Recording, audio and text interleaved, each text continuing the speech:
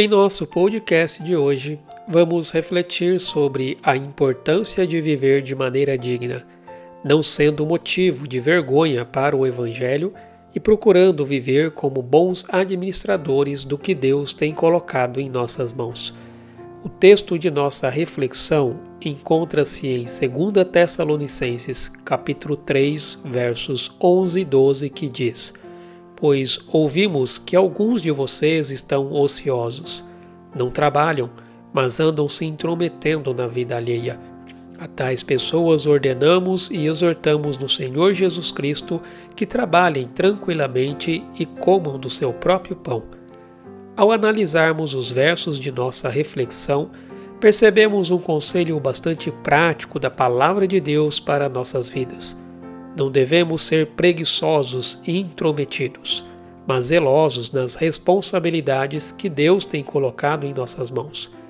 Essas palavras foram escritas em um contexto em que o apóstolo Paulo estava advertindo alguns irmãos que, ao acreditarem que Jesus voltaria em breve, decidiram parar de trabalhar e se tornaram ociosos, envolvendo-se na vida dos outros. A expectativa pela volta de Jesus não deve nos levar a viver o presente de maneira imprudente, mas de forma responsável e sensata. O próprio apóstolo Paulo afirma: quem não quer trabalhar, também não deve comer.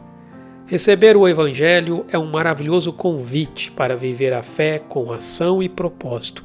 Somos lembrados de que, se temos a capacidade de trabalhar, a preguiça não deve nos deter, pois ao nos entregarmos à ociosidade, deixamos de ajudar os que mais precisam, especialmente os doentes e os necessitados. O trabalho é uma expressão vital da vida cristã, e usar a fé como desculpa para a inatividade é um grande erro. É triste ver que alguns acreditam que a preguiça pode ser uma forma de sustento, intrometendo-se na vida dos outros e gerando conflitos sem necessidade. A fé sincera não pode ser um manto que encobre a preguiça ou comportamentos negativos. A palavra nos ensina que devemos estar sempre prontos e ativos em nosso serviço, assim como o servo aguarda com expectativa o retorno do seu senhor. Quando não estamos engajados em boas obras, facilmente somos distraídos por influências negativas. Portanto, é essencial que mantenhamos o olhar em atividades produtivas e saudáveis, respeitando também o espaço do próximo. Se encontrarmos alguém relutante em trabalhar de maneira construtiva, devemos, com amor, confrontá-lo e oferecer orientação e apoio. Alguns dos cristãos da igreja de Tessalônica não estavam agindo de acordo com essa perspectiva bíblica sobre o trabalho. E isso estava gerando disputas na igreja, pois eles se negavam a trabalhar e estavam vivendo à custa dos demais membros da congregação.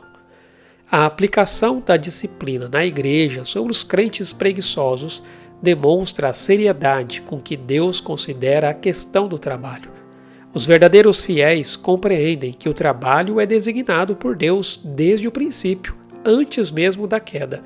No Éden, Deus tinha colocado Adão no jardim para o cultivar e guardar, o que significa trabalhar.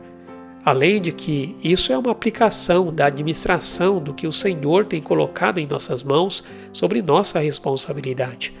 O mundo, por sua vez, precisa entender que Deus não aceita a intolerância e a preguiça. Paulo aponta para seu próprio ensino e exemplo. Ele trabalhou com as próprias mãos e sustentou a si mesmo e aos seus colaboradores. O trabalho não é apenas uma forma de prover para si e sua família e ajudar os que realmente têm dificuldades ou estão incapacitados, mas também uma maneira de glorificar a Deus através das nossas ações. O trabalho não deve ser visto apenas como uma obrigação ou um fardo, mas como uma oportunidade de expressar gratidão a Deus pelos dons que Ele nos deu. Devemos lutar para não depender indevidamente dos outros e, assim, honrar o princípio do esforço e da dignidade do trabalho, agradecendo a Deus pelas oportunidades que temos de trabalhar ao invés de apenas pedir auxílio. Deus nos chamou para uma vida cheia de propósito, não para ficarmos passivos ou vivendo às custas dos outros. Cada um tem sua própria missão e é fundamental que nos dediquemos a ela.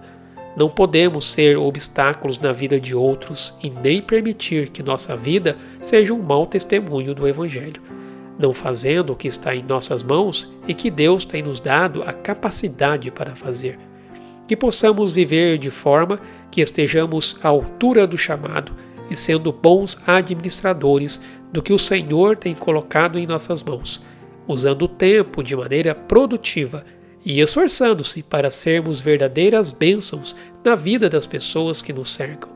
Lembremos que, ao caminharmos com Deus, Ele está sempre ao nosso lado, nos dando apoio até o fim. Não devemos nos deixar desanimar ao fazer o bem, pois teremos nossa recompensa na vida eterna. Que cada novo dia seja uma oportunidade de espalhar a luz de Cristo por meio das nossas ações.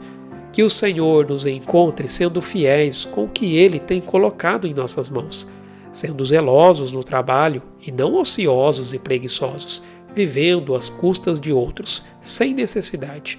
Desta forma, teremos com que suprir a necessidade de nossa família e ajudar aqueles que verdadeiramente precisam e não têm condições. Que o Senhor te abençoe.